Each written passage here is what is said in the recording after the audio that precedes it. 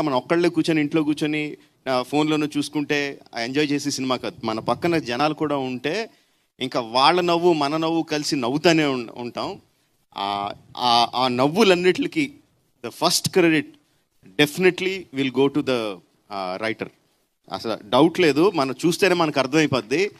మలయాళంలో ఏమున్నాయి నాకు తెలియదు, ఆ డైలాగుల ప్లేస్లో మలయాళంలో ఏమున్నాయి నాకు తెలియదు, కానీ తెలుగులో మాత్రం ఎరగదీస్తాడు. అసలు ఎన్ని అంటే మన ఇన్స్టాగ్రామ్లో వచ్చి మీమ్లన్నీ కూడా వరుస పెట్టి వేసేసినట్టు అనిపించింది.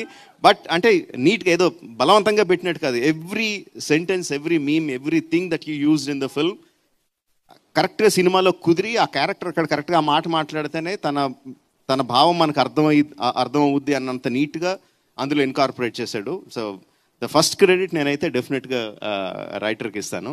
సారీ, నీ పేరు కూడా తెలీదు. Aditya. Hey, congratulations, best, very good work, very good.